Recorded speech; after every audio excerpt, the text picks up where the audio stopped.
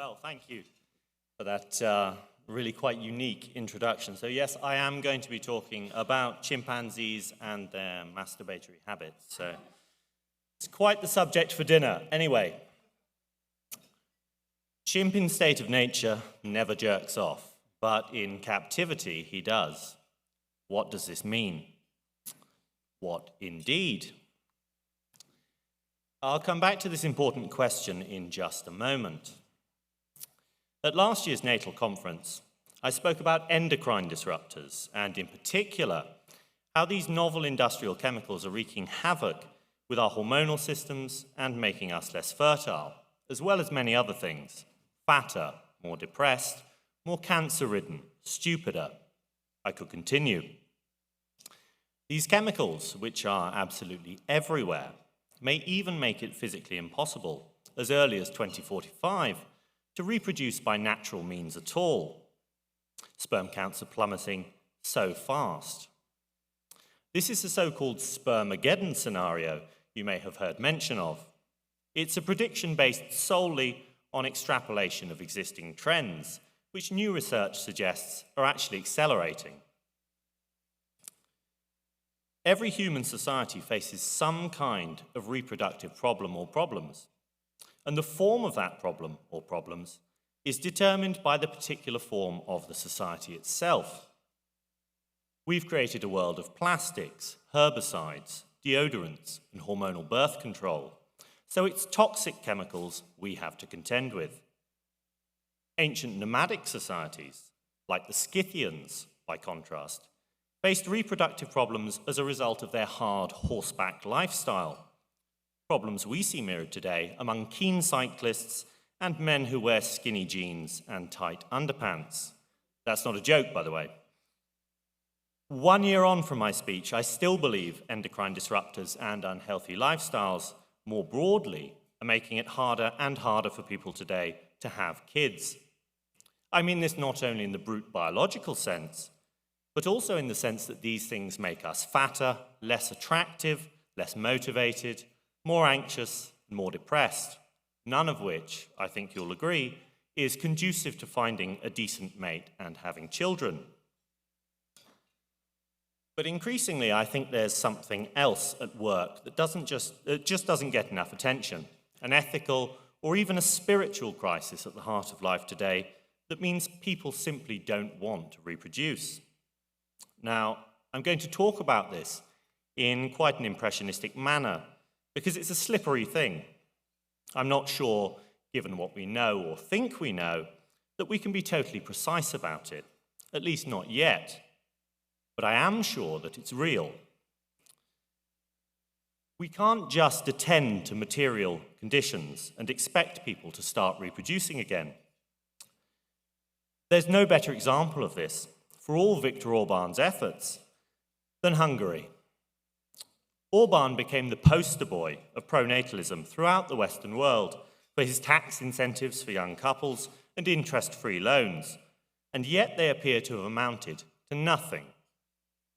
Hungary has seen a very modest bounce in birth rates, but the country still has a very low birth rate, among the lowest on the continent, and still well below replacement.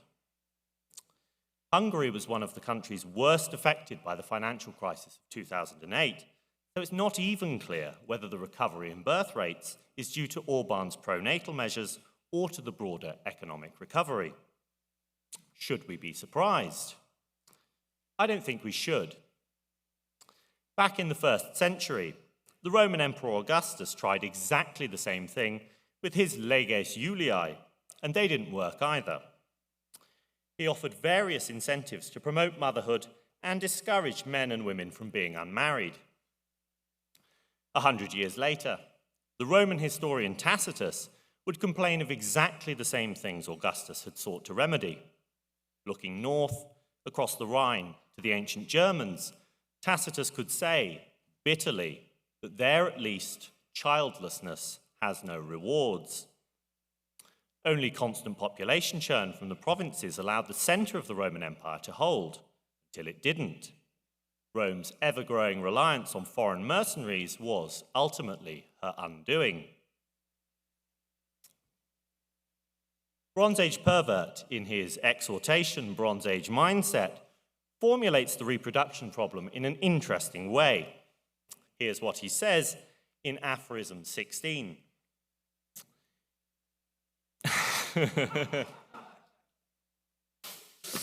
Yeah. Chimp in state of nature never jerks off, but in captivity he does.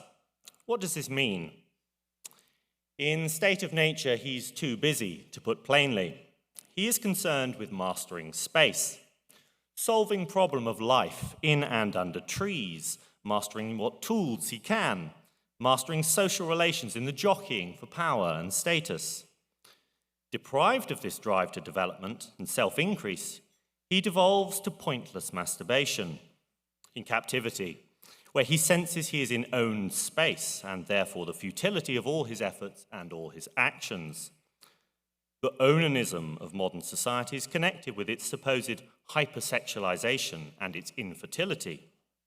It's not really hypersexualization, but the devolution of the spirit to the lassitude of a diffuse and weak sexuality. This is the problem of the iron prison, as Bapp calls it. You might also have heard it called the longhouse.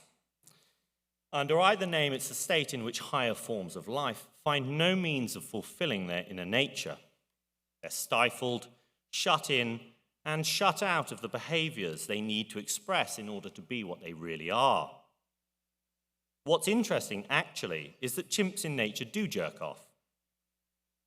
Scientists believe masturbation among primates may actually be 40 million years old, on the basis of various kinds of evidence I'm not actually qualified to assess.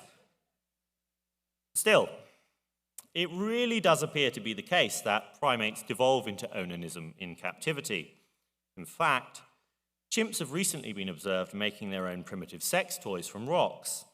Whether they'll get onto filming these sex acts and selling them online for dollars remains to be seen. This is a more general instance of a problem we see in zoos with a wide variety of species, but perhaps most notably with pandas.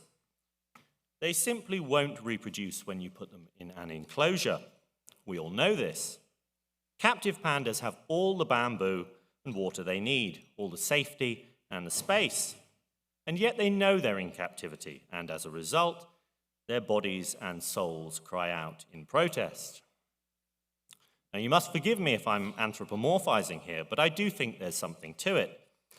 Certainly, I think a mechanistic approach to animals, especially more complex mammals, is a total dead end if we really want to understand them and indeed ourselves. We exist on a continuity with animals in ways that may prove uncomfortable for us to acknowledge, but that doesn't make them any less true. Other captive situations also suggest themselves for comparison with our own. There's the famous mouse utopia experiment, in which mice were allowed to breed under conditions of complete freedom from want until the population reached a critical mass, at which point the mice started displaying absurd, aberrant behaviors that look very much like things that we see today across the Western world. For example, some of the mice would spend all day grooming themselves. A whole new class, dubbed the beautiful ones, emerged and lost all interest in sex. This is sometimes called a behavioral sink. And as much as we need to recognize that mice are mice and not humans, it's impossible not to look at this experiment and ask, is this us? Are we stuck in our own mouse utopia? Bronze Age pervert is hardly the first to make such criticisms of the modern world as a prison. We have Ted Kaczynski, the Unabomber, and his critique of modern society, modern industrial society rather.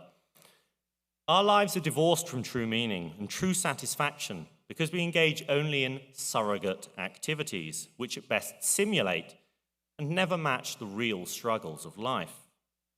We work bullshit jobs, to borrow a phrase from anthropologist David Graeber, except everything about our lives is bullshit, and not just the jobs. Francis Fukuyama put it a different way. He saw the triumph of liberal democracy over communism as a hollow victory, in which thymos, The word the ancient Greeks used to describe man's spiritedness and desire for recognition becomes a necessary sacrifice to peace and commerce. Under liberal democracy, man has no outlet for megalothymia in particular, his desire to assert himself and be recognized as better than his peers. According to Fukuyama, we have become Nietzsche's last man, satisfied dolts, cattle, getting and spending and doing little else. Man was made for more than just getting and spending, or at least some of us were, anyway. This is the subject of my new book, actually. I believe testosterone, the master male hormone, is thymos, is spiritedness and the desire for recognition, especially recognition as better than others. The massive decline we see in testosterone across the Western world acts in parallel with the deadening effect of liberal democracy to make men in particular something even less, perhaps, than the wretched figure of the last man. Without testosterone, without thymos, we lack the motivation to do anything at all. The problem of declining birth rates is a complex problem because human beings and human societies are complex.